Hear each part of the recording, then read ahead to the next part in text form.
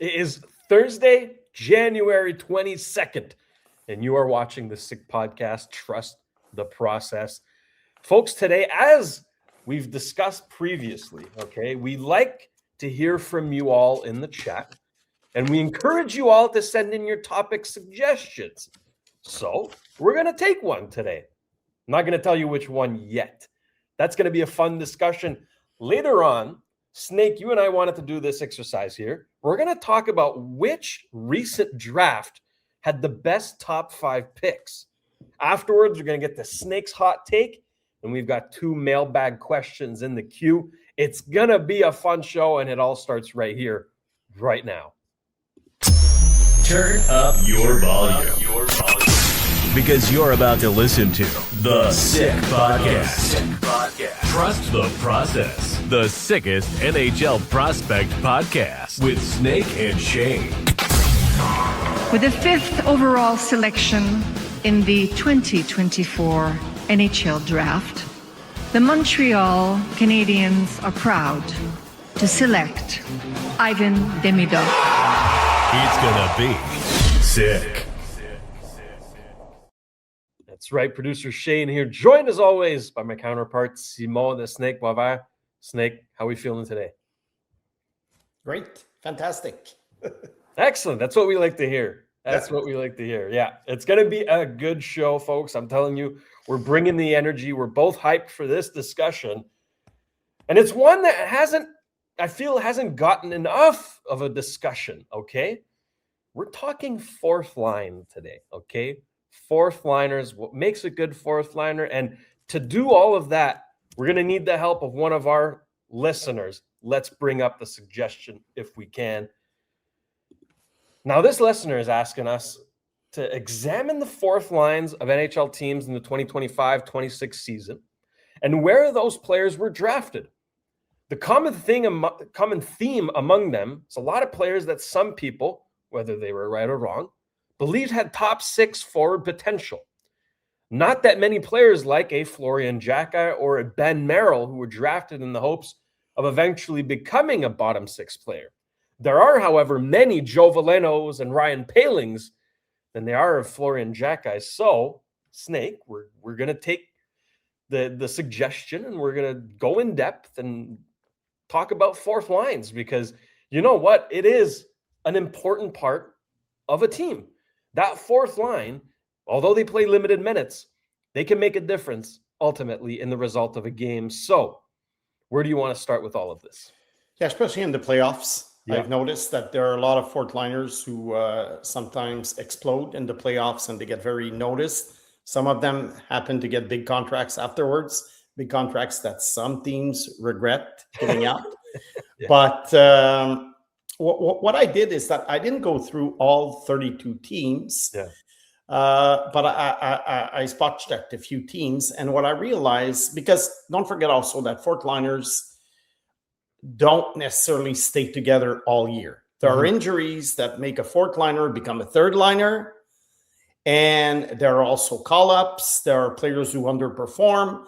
So it's very rare that you're going to have a fourth line that will stay together from beginning to end. But I looked at some fourth lines this year that have been together for a while, even though some players were injured. And I'm trying to look at what the listener was saying. Mm-hmm. Were they all drafted high in order to be offensive stars, top 6 players at least? And then, they end up on the bottom 6 because there are just, 128 spots on the top 6. So if you're the 200 best forward, you'll probably end up on a third or fourth line. Yeah. So as an example, I took the Washington Capitals. The Washington Capitals had for part of the year, Sonny Milano, who's injured now, Hendrix Lapierre, and Brendan Zuel. Mm-hmm. The latter two still being together as fourth liners. Now, you see, this line will probably give our listener some arguments to say, well, there's more Velenos than there are Florian Xhekajs. Actually, two of them. Sonny Milano was a first-round pick. Yeah. And he was playing for the U.S. national team with Dylan Larkin, I remember. And to be honest with you, I preferred Milano to Larkin. Now I look stupid, but I just thought that Milano had a better offensive potential. Interesting. I don't know what happened with this guy. Maybe he didn't get his chance, but I also saw that you have to create your own fate. Basically, you have to give the coach a reason not to put you on the fourth line or the third line. So maybe at first, maybe I thought they weren't giving him a chance, but then when you look at him play, he was a little bit erratic, very inconsistent, and that's why Milano ended up on the fourth line. Hendrix Lapierre was drafted pretty high also. And I think at the time he was seen, worst case scenario, he was seen as a middle of the lineup forward with a chance to be a second liner. Mm-hmm. That really didn't pan out at all. I mean, the guy's really has been struggling offensively most of his career. Now he's a fourth liner. And so he sort of has to reinvent himself, because that was not the type of game that he was playing a few years ago. Yeah. So that's true of him. As for Brendan Duhem was a fourth-round pick by Minnesota. And this is a guy who was not really a big point producer, whether it be in the BCHL, WHL, in college at Providence. So I don't think he was ever seen as a potential star, but he was a big guy, 6'2", 210. And in the fourth round, they probably took a flyer on him thinking, yeah, he might be a fourth liner. Yeah. So that's one example of, 2 out of 3 were meant to be stars, or at least, top 6 players. And one of them was just, a fourth line player that you're hoping is going to make it, even though chances are maybe 5%. Now, another team that I looked at is the Colorado Avalanche. Obviously, the Avalanche being who they are, there are players from their team on the fourth line who could actually play on the third line on other teams. But I want to study a little bit what they did. They have Gavin Brindley, Zakhar Bardakov, and Parker Kelly. Parker Kelly, if you recall, he started out in Ottawa. Yep. And he was a real, son of a gun on the fourth line. Annoying. Tenacious guy that you totally hate playing against. But again, as a junior player, only at age 19 did he become a point per game player. He was never drafted. So obviously, probably at the time, and like I always say, it's hard to see at the age of 17 or 18 who's going to become a tenacious fourth line player, because the players are not necessarily developed physically. And in junior hockey, they probably have a different role. Yeah. So Parker Kelly was never drafted, gets a contract, to play with Belleville. And after a couple of years, he becomes a regular in Ottawa. Then he goes to Colorado. And my God, I mean, he has 9 goals so far this year in 48 games. He had 8 goals last year. So this is a guy who can chip in, close to 10 goals a year. But again, he was neither seen as a future fourth liner nor as a top 6. It just, he just developed that aspect of the game. Now, was he at the right place at the right time because he was given out a contract, when he was a non-drafted free agent? Perhaps. You see this often, that an agent will say, hey, how about giving a tryout to my guy? Yeah. Because, they're the agent for the star player on the team. So maybe he got lucky. I don't know. I'm just speculating. But the fact is, he really, really took the chance that was given to him, and he really ran with it. Now, Zakhar Bardakov was a 7th-round pick by New Jersey in 2021. Bardakov at the time in the MHL was not necessarily a super offensive player, but he was a good offensive player, but he was nasty, really nasty. And now you can see that, at some point the Avalanche acquired him, He's played 35 games this year. He has 8 points. But when you look at this guy on the ice, he looks like a bulldozer, like a tank. So this is exactly the type of player that you want on your team. And I think on some teams, he could be a third-line player eventually. Wow. So I don't know, because I really like him. I really do like him. Gavin Brindley, different story. Gavin Brindley was drafted as an offensive player. Yeah. And I think what's happening right now, he was traded to the Avalanche. And I think what's happening right now is that the Avalanche are sort of developing him on the fourth line for eventually being a third-line player, perhaps a top 6 player. Perhaps, who knows? So you see, that's a guy who was drafted to be a top 6 player, but we don't know yet. He's in development. The other 2 guys, like I say, Bardakov, tough guy. Parker Kelly, we didn't know. So you see that it's really, really a mixed bag. And if you look at the Habs last year, they had a pretty steady fourth line with Evans, Gallagher, and Anderson. It was Dvorak, Gallagher, and Anderson. Evans was on the third line. Yeah, exactly. I'm sorry.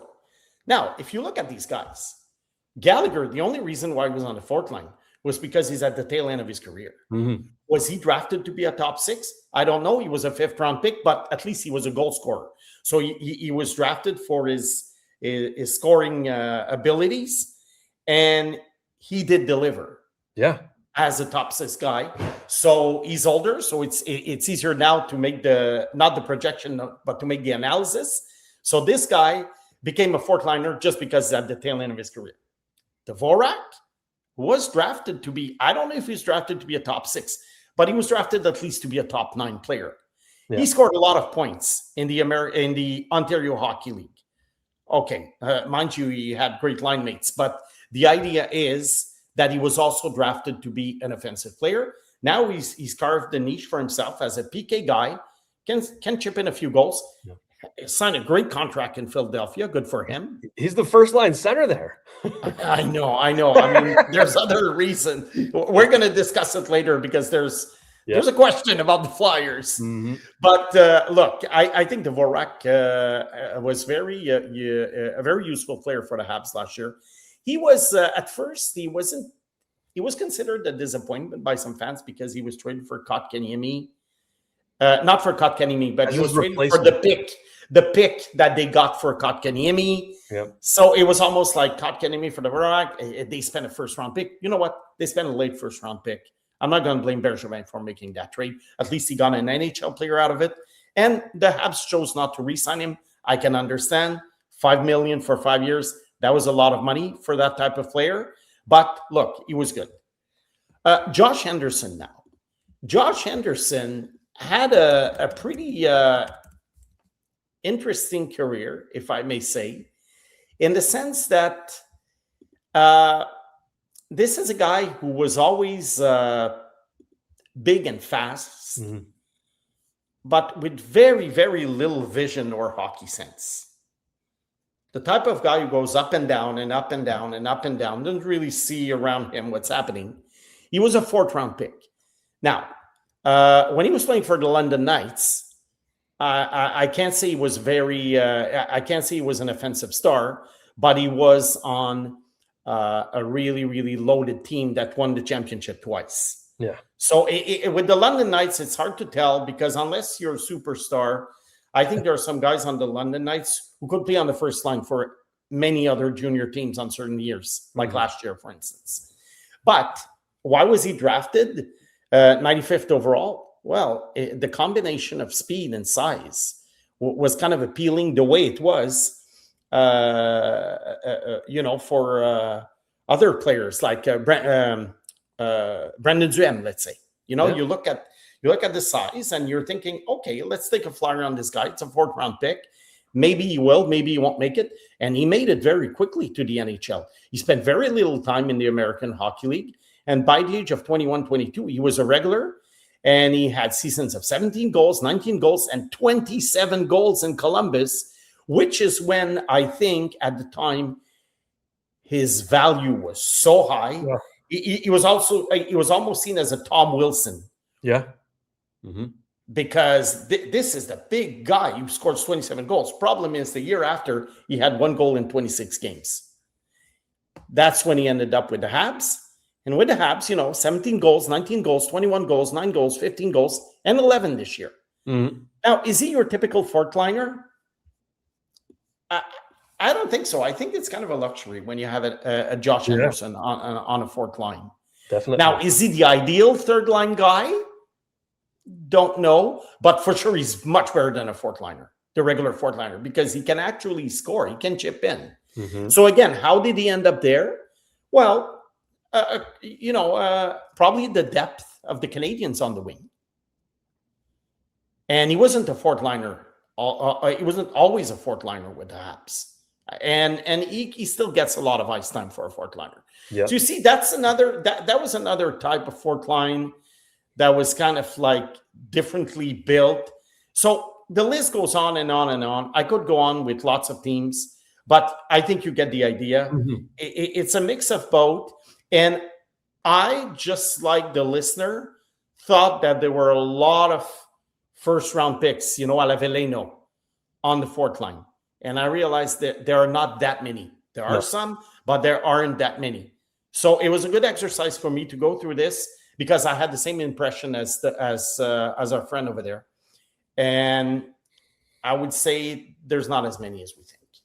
So now, Snake, if you don't mind, let's kind of push this conversation forward and deconstruct the question a little bit, okay? Mm-hmm. I want to know, from your opinion, what makes a good fourth line? That's the money question right there. What makes a good fourth line? The usual answer will be guys that you can play to 10 minutes a game. They don't get scored against, and they're energy players who will really, really make the other team go nuts for 10 minutes, and do a lot of forechecking on the defenseman, and put pressure on the defenseman and everything. Okay, that's the typical definition. I always thought that a fourth line can be very important during the season and the playoffs, but mainly during the season, because you don't want to just roll 3 lines. At some point, playing guys for 22, 23, 25 minutes every game, I don't think is necessarily a good idea. But if you have a bad fourth line, although they might play against the other fourth liners, especially if you're playing at home, you can get killed. Yeah, exactly. And my ideal fourth line, I would say, perhaps differs a little bit from some of the fourth lines that we have over there. Yes, I want to have a Parker Kelly, for sure. That's one guy that I need to have on my team. That's an example, but there are others like him. That's one guy I really want on my team. But I like the idea of having a Gavin Brindley, for instance, because what I like about this, the idea of having a Brindley, is that you don't want your fourth line to be just minute munchers. You want to generate a little bit of offense, just like we said about Josh Anderson. Mm-hmm. You want guys who can score a little bit. Now, how many goals a year would you expect from a third line? Look, if you can get 30, 35 goals from the third line, or let's push it like ideally 1 goal every 2 games, 40 goals a year. I mean, you really got it made. Because too often you see fourth liners with, one has 2 goals, the other one has 3 goals, the other one has 7 goals. Yeah. And then you have a rotation of AHL players and being sent down, being called up, being sent down, being called up. I know it's the reality of the salary cap. It's the reality of having 32 teams. There's not enough depth, to have great fourth lines. But I'm answering a question as to what is the definition of a great fourth line. I would say right now, I really like the Avalanche fourth line, and I like the Habs fourth line last year with Dvorak, Gallagher, and Anderson. And so the Habs kind of had like 2 third lines, if you will. Yeah, and then Evans, Armia, and Heinemann. They were kind of both like third lines. I guess in the depth chart, Evans' line was kind of the 4th, but they were sort of both thirds in a way. So in that sense, is it better to have 2 third lines or have a third line and a fourth line that's like clearly labeled? You know what I mean? That's a good question. I think in some cases you might have two lines that are not good enough to be a super number 3 line, but are good enough to be two super fourth lines. That's fair. Now, what's better? I think look, in this day and age, it's rare that you're going to have a third line that is going to be as good as a top 6 line. Okay. So ideally, you want to have like 3 guys on the third line who can all score 25 goals each. Yeah. And then you don't mind if the fourth line does score. But you know what? It's very hard to find in the NHL now. So I would say, two good third lines that are too good to be fourth lines is probably good, because then you don't have like a weak player on the ice. Right. Because we all know that, especially when you play an away game, coaches are going to take advantage of matchups. And if you have a couple of bad guys on your fourth lines, a couple of guys that are really, really not NHL caliber, man, they're going to go at this guy. Just like in football. You have one defensive back, let's say, who's a little bit weak. Target. Every pass is going to go his way the whole game. So in football, it's even worse, because on every play, you're stuck with a bad player. At least on the fourth line, it's only 8 minutes a game. Mm-hmm. But remember when they had Michael Pezzetta, when they had to play Michael Pezzetta, he was playing 4 minutes a game. Yeah. So they were basically playing with 11 forwards. So, that's not ideal. But yeah, I would say two decent third lines probably beats a quite good third line and a bad fourth line. Mm-hmm. Yeah. So look, we can't have the fourth line discussion without mentioning what might be considered the best fourth line of all time.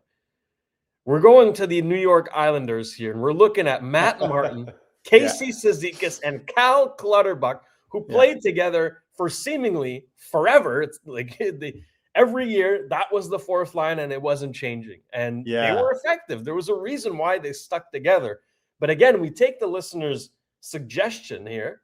Matt Martin was a 5th-round pick. Yeah. Casey Cizikas was a 4th-round pick. Mm-hmm. Cal Clutterbuck was a 3rd-round pick. So none of them were touted as high offense players, right? They were they were not necessarily touted as fourth liners either. But they're somewhere in the middle, right? Somewhere in the middle. So following the listener's suggestion here, Florian Jacki was a 3rd-round pick. So is he, in your mind, the ideal fourth liner? Or, do you see him higher in the lineup? Do you see him out of the lineup? Florian, I see him as a fourth liner. Okay. But he could be a pretty darn good one. That's it. We just don't know yet. I think he was okay when he showed up in Montreal for a few games. Yeah. But I think at some point, he has to get more games. Like, can he become a Parker Kelly or something? Yeah, why not? We'll see. Mm-hmm. We'll see. I said last year on Tony's show, we were looking at the the prospects in Laval, like Beck, Michar, Farrell, Jacki, and I said the one who I think has the best chance of playing the most games in the NHL one day is Florian. Yeah. I'm not saying he's going to be a star, but I'm just saying that he had traits that could make him an NHL, let's say, more than a Michar, mm-hmm. or a Sean Farrell. Sean Farrell is more talented than Florian. Sure. But there's no fit for him in the NHL because he's not good enough to be a top 6 player, and he's not strong enough to be a bottom 6 player. So it's too bad, but that's the way it is. If every team had 12 skilled forwards, probably Sean Farrell would have a spot in the NHL, but that's not the way it works. So when you're on the bubble, they're always going to go with a Florian more than a Sean Farrell. Yeah. Snake, my last question, and we can keep going if you'd like on this discussion, but I only have one more for you. Would you agree that, for a fourth liner needs to have some sort of X factor, right? And I can kind of dive into that a little deeper, right? Take Jake Evans for the Habs. Yes. Right? He's the fourth line center, and he's been labeled that, and he's good at that. But he's got an X factor, right? Defensively, he's the most relied upon penalty killer in the NHL, right? He has an X factor. You bring up the Colorado Avalanche, right? Bardakov has an X factor. He's a demolition man, right? Evan Brindley has an X factor. He brings that offense. Parker Kelly has an X factor. He's annoying as hell, right? So does a fourth line need to have an X factor, or can they just be like, okay, you know what? They're good. Let's just trot them out and forget about it. I think if they're just good, as you say, they're not going to have any impact. Okay. And that's when the rotation starts. Calling up players from the HL, replacing them, because there's no identity. There's nothing that will tell the coach we have to have this X factor on the team. Mm-hmm. That's what I think. As for Jake Evans, and that's a good point. I think ideally, in order to give a break to your star players, ideally, you would want two of your forwards on the fourth line to be penalty killers. Makes sense. So they might play more minutes during the game, but that doesn't matter. The time that they're on the ice, you don't have to bring in, let's say, a second liner to do the PK, or even a first liner. Maybe you won't have as many chances to score shorthanded goals. Because I remember Wayne Gretzky and Jari Kurri used to play on the PK, and they scored tons of goals during the year. But you know what? That's another era, and that's another story. We're talking about two of the most prolific players of all time. So when you think about it, maybe a Jake Evans won't score that much, but if he's efficient, he gives time for a Suzuki or another Kapanen, another top six player to get a break. Mm-hmm. What you don't want is a guy who's going to play 4 minutes because you're afraid to play him. Yeah, you don't want, and you're holding your breath while he's on the ice. No, that's what you don't want. And too often this happens, and these teams get exposed at some point. Well, okay, I lied. I have one more question because it just popped into my mind. Okay? This kind of relates to the listener's suggestion and the way the question was worded. Yeah. Should teams draft in the mindset that, okay, this player, we see him as a fourth liner, he's going to be a good fourth liner for us? Or should they draft in the Joe Veleno sense where, okay, this guy has a high upside. You know what? If he doesn't make it in the top six, maybe he'll make it in the bottom six. I think towards the end of the first round, after pick number 20, very often I have the feeling that some teams don't want to swing and miss on a first round pick. So very often, if you study the draft, guys drafted 24, 25th, 26th, 27th, very often you see them as they're projected as third liners, not fourth liners, but third liners. Mm-hmm. And because you kind of play it safe and you're thinking, okay, this guy's going to give me maybe 13, 14 minutes a game. He's not going to score a bunch, but he's going to be an NHLer. And I think very often this is what happens. And then in the second round, chief scouts start going for home runs. Yeah. So that's why you will see a P.K. Subban in the second round. Normally, P.K. Subban should have been taken in the first round. But there were holes in his game. And if you are picking like 23rd, 24th, you're thinking, okay, this is my first round pick. And this is usually what you get judged on when you're being evaluated by your GM or your owner. Mm-hmm. And you don't want to miss on a first round pick. So I think that's what it is. I think some first guys are drafted to be third liners. Fourth liners, you never think about it. I don't even think that come the third, fourth, fifth round, you even think of fourth liners, because you don't know. You don't know at that age how they're going to develop. And personally, I would never go for what I think is a fourth liner, but I could go for someone who I think his floor is fourth line. Okay. That's his good. Floor. Yeah. Not, this is going to be a fourth liner. You can't really identify this guy. Maybe some scouts would disagree with me and they would say, no, I'm able to do it. Well, good for your team if you're able to do it. But personally, I have a very hard time looking at a player, because most players who get drafted, they have offensive roles where they play. Mm-hmm. Now, I'll give an example. Maybe sometimes you can project. Habs prospect that we've talked about a few times. Very unsung prospect, Logan Sawyer. Yeah. Logan Sawyer right now is having a pretty damn good offensive season in Providence, considering that it is not really an offensive team. Mm-hmm. He's not that well surrounded.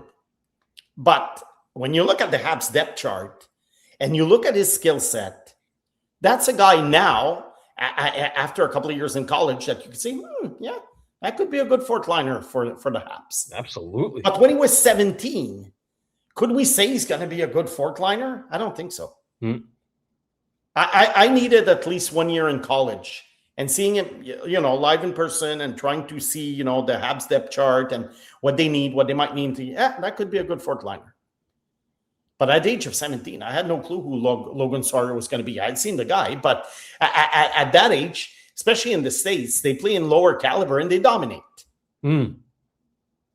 So you're thinking, and not necessarily that they dominate, but their role is very different. And then as they get older, you see projection. So I look at Logan Sawyer. He's skilled enough, to play in the NHL.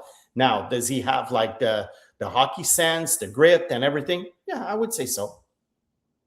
Look, I like this prospect. Maybe I'm biased because I like this prospect, but I like this prospect for who he is. I was really, really surprised last year when I saw him for Providence.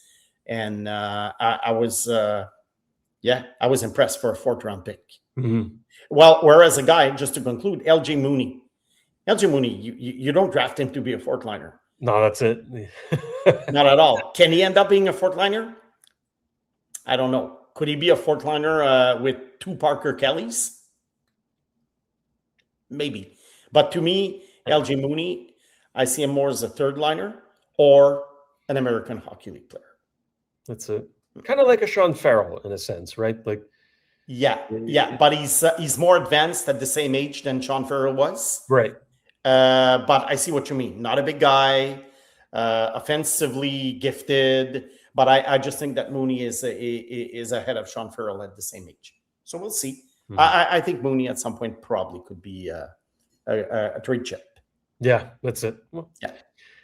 That's that pretty much concludes that discussion. And thank you to the listener who sent in that recommendation. And we encourage you all to do so. Okay, we do look at the comment section, and we will from time to time take suggestions for entire topics, not just one little mailbag question. Okay, so well done, and chime in as well. Answer the question: what makes a good fourth line? What do you see the future Habs fourth line looking like? We want to hear from you. Snake, this other exercise we're going to do here is one that you suggested, and I'm really excited about it. Well, it was actually suggested by a listener too.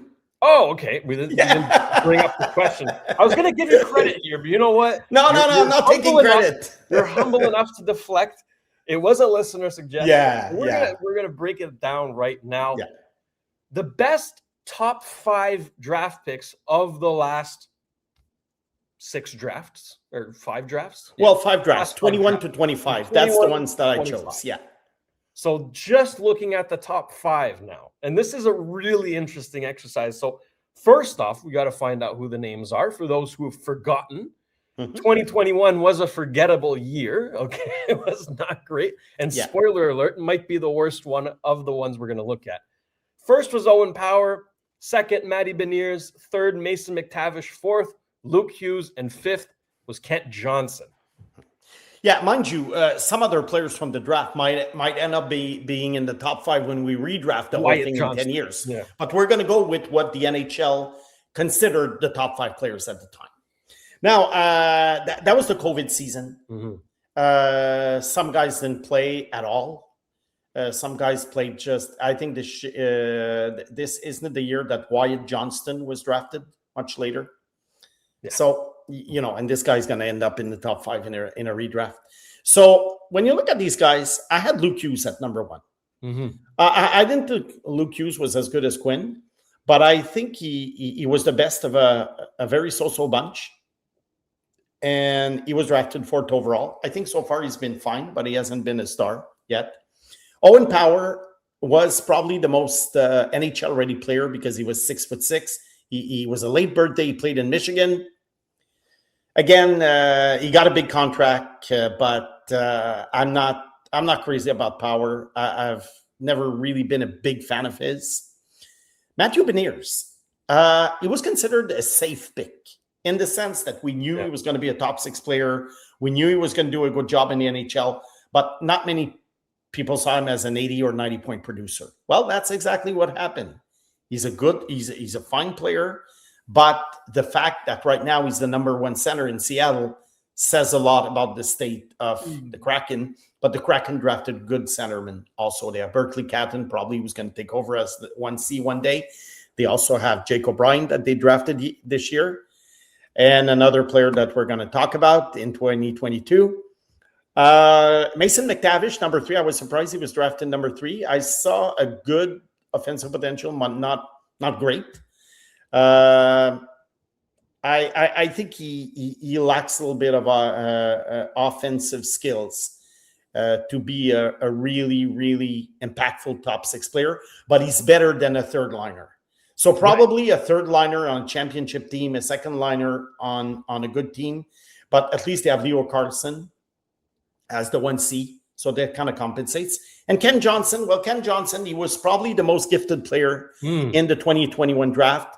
He would dangle around players like no one else. But it's been a roller coaster so far. Only one good season last year. He's struggling this year again. The problem with him was that some people thought he wasn't ready to go in heavy traffic. More of a periphery guy who plays in the periphery. So far, I think this is the worst top 5 of the 5 years. No debate there. And but the COVID break really didn't help these guys. Oh no, that and the 2020 draft as well. Yeah. That was severely impacted by COVID. No doubt about that. But just for fun, I wanted to look at each player's point per game in the NHL and kind of combine them. Yeah. So in 2021, the average point per game is 0.55. Okay. So a point every 2 games. Of the top 5, right? Of the top 5 players. Of the top 5. Yeah, you still have 2 defensemen, but I get the idea. Yeah. That exercise is more just for fun than for fun. a good indicator. But still, it sort of is a good indicator, and we'll see why. Okay. 2022. Okay. 2022 is a fun draft. Juraj Slafkovsky goes first. Simon Nemec goes second. Logan Cooley third. Shayne Wright fourth. And Cutter Gauthier 5th. Okay. Obviously no Lane Hudson, but we're talking top 5 here. But, if you redraft, for sure, Hudson is going in top 5 for sure. But let's focus on these guys. One defenseman only this time. My top 4 was Slav, Gauthier, Cooley, and Nemec. So not too different, 4 of the 4 guys that were selected in the 5. Yep. I think in this case, it was considered a weak draft because there was no superstar. And I don't like hearing draft analysts call a draft a weak draft because there's no Connor McDavid, there's no Macklin Celebrini. Because very often you're going to have a great player at the top, but the rest might be like very so-so. In this case, I think there were some interesting players. Nemec is still developing. Maybe he was drafted a little bit too high at number 2, but I think he's going to be a good defenseman. Slav, more and more now, is looking like he was the pick to make. So it took 4 years, but that's normal. Big guy, arrived in the NHL at age 18. Logan Cooley, he's been what everyone expected. He's not a super tall, big guy, but he's effective. He was always an offensive player, probably the most skilled player of the 5. Yeah. But if you get to the playoffs, you prefer Slav or Cooley? I think we'll know pretty soon. Yeah. Shayne Wright at number 4 was seen as the number 1 pick for years and years and years and years, and then boom, the Habs draft Slafkovsky. Some fans going nuts. Why? Because when a guy has been touted as the number 1 pick 3-4 years before the draft, it's sort of like in people said it cannot be anyone else. It's locked. Yeah. We're seeing it with Gavin McKenna this year, who might not be the number 1 pick. I think a lot of fans have to wrap their head around it. Oh my God, we've been told for 3 years that this guy was Connor McDavid number 2, and now he might not even go number 1. So I think that's what happened with Shayne Wright. Shayne Wright, I think so far has had a decent career, but pretty much what I expected. I had him number 6, by the way. And wow. I got a lot of, insults for this because I just didn't see, I just saw a middle of the lineup player.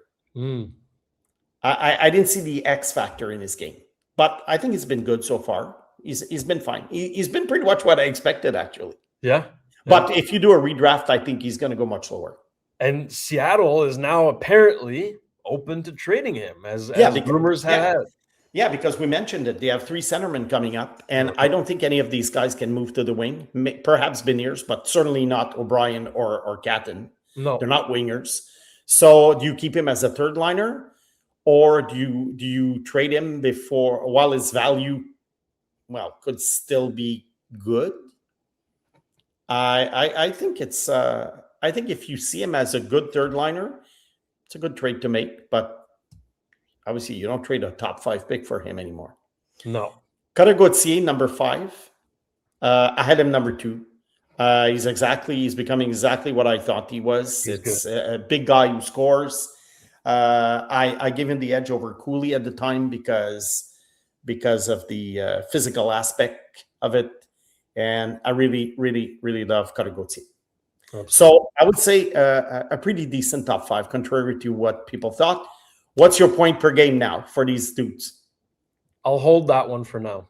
Okay. For the rest, I will hold on, and I want to get your guess at the end to see if it matters. Because now I'm thinking, Slav, he played at age 18, 19, 20, didn't get that many points. So it's hard. It's hard to tell.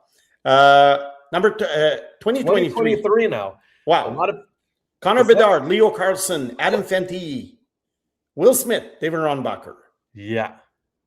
The first 4 are established, bona fide, very good to superstar players already. So we're not going to spend too much time on this, but I think of the first 3 drafts that we've looked at so far, I think this is the best top 5. But we haven't finished yet. Ronbacher was injured. We've talked about him at length.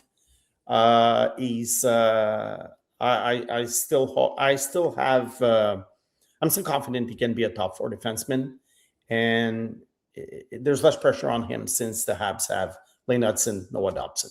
Mm-hmm. So were there going to be players that were going to be that are going to be better than him afterwards? Yes, but at the time of the draft, or even now, when you look at the list, I don't see a lot of guys from 2023 right now that are really, really that have been great so far. But look, it's only been 2.5 years. I don't do redrafts after 2.5 years. 2024, interesting. Celebrini, very interesting. Lev Shunov, Seneca, Caden Lindstrom, Ivan Demidov. Okay, in terms of superstardom, top the I think you have one generational player, and you have a guy who's becoming more and more like a megastar, a superstar megastar, Ivan Demidov. Yep. So Demidov right now in a redraft could go number 1 in many of the of the previous drafts that we've had. Many of them. But in 2024, I mean, you can't beat Celebrini. It's going to be hard to pass Celebrini. Let's shoot now at number 2. Of those 5 drafts that we're looking at, all draft combined, he is the best player of those 5 drafts. I think it's fair to say. Oh, yeah. Even at age 19, you can tell. Lev Shunov at number 2, I thought was a little bit high. I liked him, but I didn't love him. But I think he's going to be a minute muncher, a workhorse. So he fits well in Chicago. But why did they pass on Demidov? That's another question. Seneca's a darn good player. Good. Yeah. Okay. I obviously, I had Demidov before Seneca. I prefer Demidov to Seneca, but I will never blame the Ducks for choosing Seneca. That's a fine. He is a fantastic winger. He's also 19 years old. He makes he makes plays. He's actually younger than Demidov because Demidov was a late birthday. Lindstrom, well, that was the gift. That was the gift that the Habs received on a silver platter. Trevor Timmons, thank you. Well, assistant director of scouting. I don't know how much input he had, but Habs fans and Habs management, Habs players can really thank Columbus for passing on this guy, because the thing with Lindstrom is that he was seen as a power forward, but he had been injured, and although a skilled player, I think the fact, let's call it, his potential as a power forward, or I'll make up a word. His power forwardness was not as good as Demidov's skills. Yeah. Because I can understand sometimes when a team will say, okay, I'd rather have a guy who scores 30 goals, but he's a wrecking machine, than a guy who scored 45 goals who's soft. Okay. Slavkovsky, for example, right? In 2022. Yeah, Slavkovsky, for example, over Cooley. Yeah. Okay, fair enough. But the gap between the skill level of Cooley and Slav was not as wide as the gap between Lindstrom and Demidov's skills. Mm-hmm. This is a joke. And I'm not saying this because Demidov is doing great right now in the NHL. That's how he was in the MHL when he was 18 years old. So it was kind of a surprise that this guy slid. I don't know if there were it was the Mishkov effect. That some teams didn't want to deal with a Russian player who was still under contract for another year, or they thought he was another Mishkov, but they were very different players, except from the fact that they were good in Russia. That's all. Mm-hmm. And 2025, very early to judge, but Matthew Schaefer, Michael Misa, Anton Frondel, Caleb Desnoyers, Brady Martin. I think that's a very solid top five. Very good. I think Matthew Schaefer is the only one who can challenge Celebrini in terms of future impact, especially being a defenseman. I think this future Norris Trophy winner. Oh, yeah. If everything goes well. Easily. He's the reason why the Islanders are in the playoffs right now. That and Sorokin, he has changed the whole dynamic of this team. Michael Misa, playing in San Jose, not very good. Not great, I would say, at the World Juniors. But in San Jose, fine. Watched his last couple of games since his return. Mm-hmm. He's good. He's fast. He's skilled. I think he just needs to... It's a learning year for him. Mm. Okay, he was not as NHL ready as Schaefer, but you can tell that, he's not behind the play. He can make some plays and everything. But I think next year we're going to see a big step forward for Michael Misa. Anton Frondel, drafted by Chicago. I like him. I prefer Stenberg this year from Sweden. Yeah, Ivar Stenberg. I prefer him, but I think Frondel is going to be a good top six player for Chicago. Caleb Desnoyers, I love this guy. He's so smart. He's so good. Went back to Moncton after an injury. Played injured at the Memorial Cup. You could tell, and it was confirmed later. And I do think that he's a perfect complement to what they have in Utah right now. I think this is going to be. He's going to be such a useful player. Brady Martin is the new Sam Bennett, I think. That was the comparison that we kept hearing. Yeah. He is something else. He's the guy you want for the playoffs. So I think overall, maybe just like one superstar, but or megastar, but so far a good 2020, a good draft. Absolutely. Good top five. Yeah. So now, which one's the best, do you think? Because there's different criteria. You can look at depth. You can look at stars. I'm hesitant between 23 and 24. Yeah. Because there are some very, very solid players in 2024, but I think the two best players that will come out of those two drafts are Celebrini and Demidov. There's your answer. I think Demidov is going to be better than Bedard and Carson. So, and Beckett Seneca I really like, but you can compare him to some of the other guys. Levshunov, Reinbacher, maybe Levshunov could be a little bit better. I don't know. Lindstrom, He brings it down a little. like if you look at depth, I would say 2023. But if you look at star power, 2025.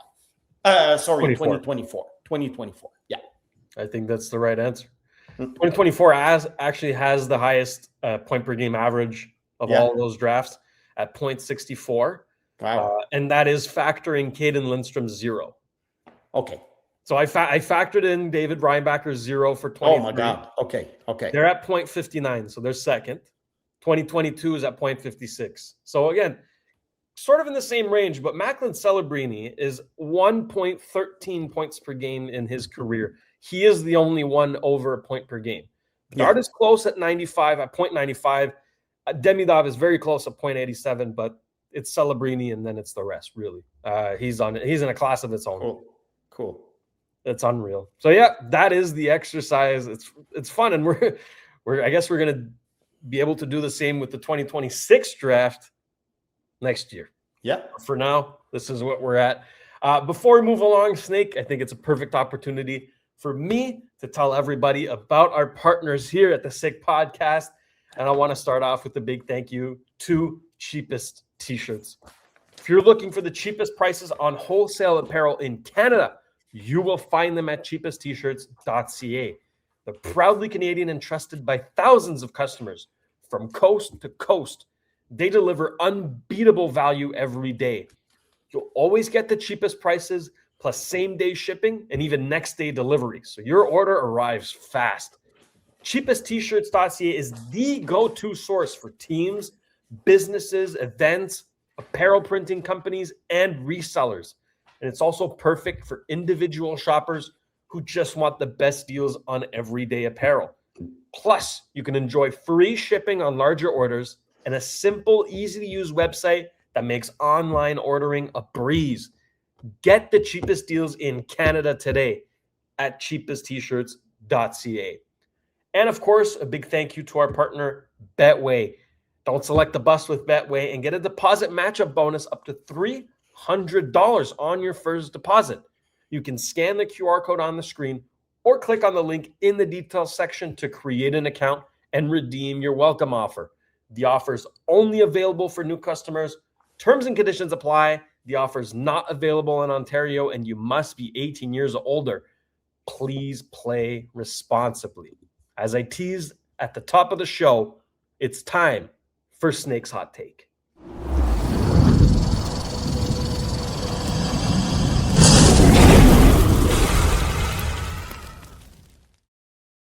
Last week, we took it chill, no hot take, but this week we're coming back hot and spicy. Snake, what you got for us? It's a Habs hot take. Those are usually the best ones. Yeah, some of them are like more on the negative side, some of them on the positive side. I always prefer praising players than, saying that they're not going to be good. Of course. But, when you evaluate players, you have to be fair and not just see the glass half full all the time. But it's as I was talking about Michael Misa, who's going to take a step forward next year. I think a big step forward. But one guy that I see with the Habs taking a big, gigantic step forward next year is Ivan Demidov. He has 43 points in 50 games right now. At the beginning of the year, we were all wondering, could he get 60, 65, 70, a la Celebrini the year before.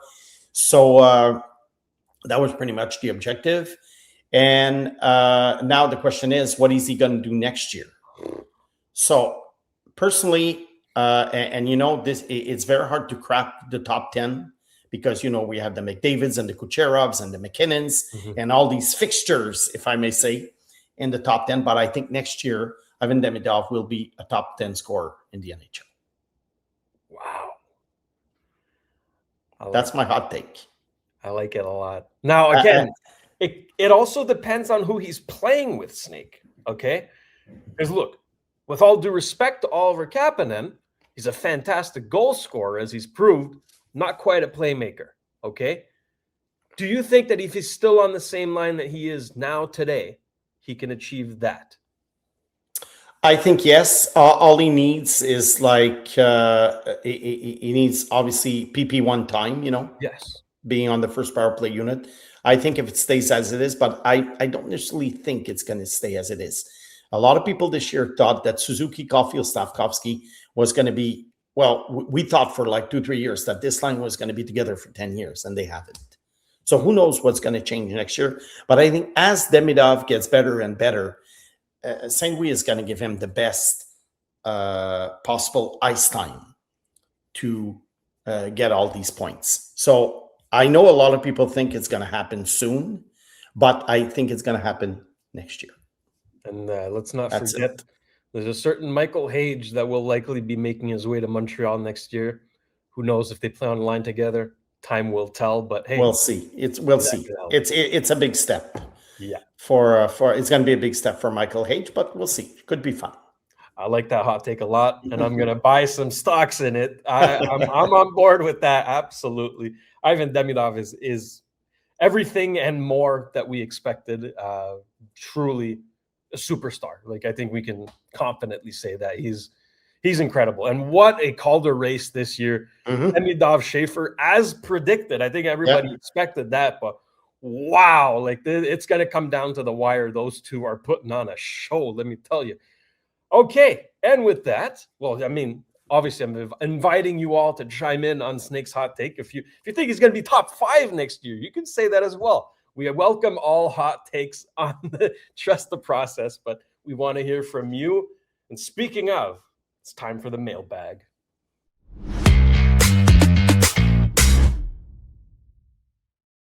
As we do every show, we ask you to send in your questions, and we have 2 for today. Let's get to the first one here. This one comes from Pascal. He's asking, how do you explain the success of the Flyers and the Islanders this season when both were expected to be in decline? On paper, with Christian Dvorak, as we mentioned, centering the first line, and the Flyers roster looks thin, yet they keep winning. Well, recently it's been a little tougher for them. Yeah. But fair point. I mean, the Flyers and the Islanders, again, in a really bad Metropolitan Division, are doing quite well this year. Yeah, I think for the Islanders, it's pretty simple. I think Matthew Schaefer is making everyone better around him. But the Islanders have some good players, but sometimes you need a spark. The Barzal and Horvat, and they're decent players. If you look at their roster, it's quite deep. They have good bottom 6 players and everything, but I think the reason is that Schaefer is making the other ones better. As for Philly, I don't know if they're going to keep up with this because, it is kind of a thin roster. But so far, what has really helped them, I think, is the way they play. They play a very, very structured game. Rick talking. And I remember there was one game against the Habs maybe a few weeks ago at the Bell Center. My God, it was the Habs couldn't do anything. So they were very structured. Can you play like this for 82 games? I don't know, because the roster lacks a little bit of talent, and there's also injuries. But I think it's really the coach did a great job. I mean, we may or may not like his style, but and the fact that he's not a fan of Mishkov, but I think he's done a great job considering what he had in his hands. Let's see where it takes them. Boring and effective. That's the Flyers for you, and that's Rick Tockett's style hockey. But it works. It works. And I mean, the Islanders, look, statistically speaking, they have the best goaltending this year. Also, Ilya Sorokin and correct. Big save Dave. Okay, David Riddick. My goodness, hello. One of the best backups in the league this year. So those two have been killing it. He was good a few years ago. Then he pretty much went to the doghouse. Now he's back. Oh, these goalies. I mean, it's so hard to predict. Yeah, but credit to the Flyers and the Islanders for a surprising season thus far. Let's get to the next question here. This one coming from Intrusive Thoughts. It's asking, who is Snake's top 5 favorite European players of all time? Okay, I don't have a ranking per se, and it's not really, I'm not voting, let's say, on who are the best. It's more like my personal preference as a fan, a guy who's been watching hockey for over 50 years. That's what I have. So I have one goalie, Dominik Hasek. Easy. I mean, the man had no technique, but he was, well, unless the Hasek technique was a technique, but he was not the typical butterfly goalie of the 90s and the early 2000s. He was no Patrick Roy in that sense. He was no disciple of Patrick Roy. But you know what? He stopped the puck. And that's what mattered. He had 2 Hart trophies. He played on, sometimes he played on very average Buffalo teams and took them quite far. 1 Stanley Cup final. And one defenseman who I think is, the best European defenseman of all time. Not the flashiest one, but Nicklas Lidstrom. Nicklas Lidstrom. I mean, the guy didn't hit. He didn't necessarily carry the puck end to end, but he was so effective. And the minute he left Detroit, this is when the Red Wings started a downfall. Yeah. And he played until the age of 40, I think. So amazing player, absolutely amazing player, part of the Red Wings Stanley Cup teams. And I wouldn't call it dynasty, but the fact that they were in the playoffs for so many years, every year they were a contender. Nicklas Lidstrom, he was well surrounded, but he also made these guys better. Now at forward, there were a lot of choices. I like the Teemu Selanis and Jari Kurys and all these goal scorers, Evgeny Malkin. Yeah. They're also guys, from modern times like Nikita Kucherov, Leon Draisaitl. Look, there's tons of them. But I had to look for 3 of them. Jaromir Jagr. I think this one's obvious. Alex Ovechkin for his goal scoring and abilities, and Peter Forsberg. I wonder if you remember Peter Forsberg.